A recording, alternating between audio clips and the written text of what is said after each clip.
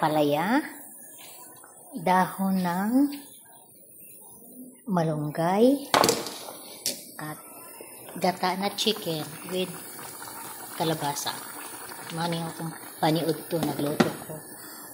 Akong tea na malunggay.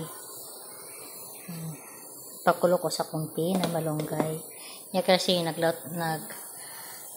nagsabaw ko og kanang baka. Ako panggi pressure cooker. Mani siya. Naghuhot na lang ko sa kalabasa na maluto. Wala pa man. So, tapos na to. Gusto ko kanang gamay na lang kay sana sabaw para mag-uwil ang yang gata. Ang akong gipalit na gata, wala gilain, kinigin koan. Kinigid siya. Mani ko mama. Lamig gini siya. Kontra sa magpalika sa ibang brand na gata. Tuno ba? Tuno ko. Sa Bisaya pa tuno. Mga gini. Mani akong partner. Karon. O paman naluto nga kung kuan kalabasa atong iukayon. Dito sigo kay sa atong kuan magluto ko nimo dili si kalingap ukay kay mawala lami ang kuan malata ang mga gulay. Kung kalingap ukay malata ang inyong gulay way lami. Inunod na itong kamunggay. Mas Tagalog pa ni malunggay. Bisaya pa. Kamunggay. No? Mayroon. Manay sudan sa mga OFW na diri sa Dubai. Tipid-tipid ba? Okay. Magpabungkag kaon, sikag kaon sa gawas. Ang imong kwarta na imong kinarabuan, makuan, mahurot. Kung kalinga kag kaon, pabungga, pasosyal, mas may gini mo kaon ka, may mamukaon ka sa kuan, sa gawas, panagsalang. Di mo na halos taga-adlaw, pakita sa barkada, amiga, ana.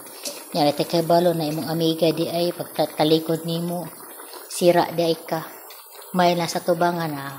Pag wala kay kwarta, ningon na niya, manghom na yung kagkwarta, ningon na yung mga amigan, wa man ko'y kwarta. Kaya ako nagipadala sa Pilipinas.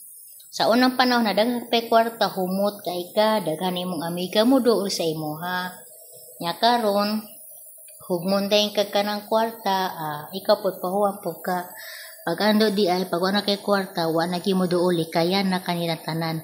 Mo na akong giingon na kayo kamo kita mga OFW na narbaho sa ibang bansa. Dili kita magpadala kay ngano. Saan na to ka maayo dautan gyapon ta kung dili ka mo kwarta, daot kasi mo amiga.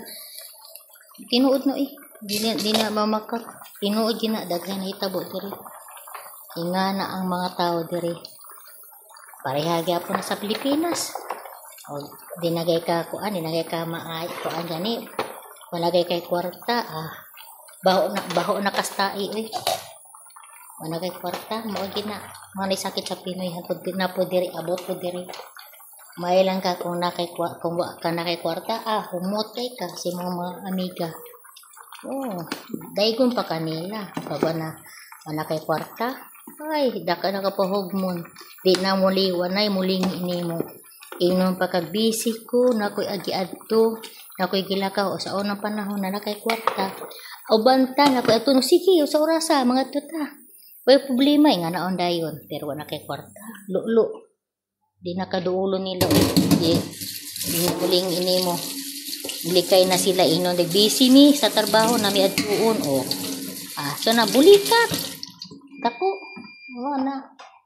Kamu mga OFW, kita na din na narbaho. So, maglikay-likay ta, mamilitag maakin sa imaayat ba atong amigahon. Kita basta-basta mo, kuanog amiga. Kay lisod na, karong panahon na. Kung anay kwarta, way mulingi sa imo. Praktikal lang ba? Ako, nag-istorya lang ko sa tinuod. Bitaw, salamat. Namino mo sa akong istorya. Darangay salamat. Ako isa ka OFW. Naningkamot po ko sa akong kagalingon. Na ako dre sa Dubai. Naningkamot ko. para makatulong sa akong mga anak o sa akong mga apo. Wa naman ko ipapagmama. Naman ako sila gitabangan. Alayan sa Ginoo.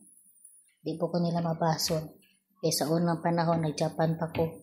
Ako'y nagpakuan sa ila. Gihatag na ko ang tanan. Mga nakarang kamot ko para sa kuha. Daghang kay salamat na minaw mo sa akong istorya o tambag lang ako ninyo tanan. Daghang salamat. God bless. Ampo lang ta sa Ginoo kanunay. Ayo pa ba inyong kagalingon sama nako. Daghang salamat.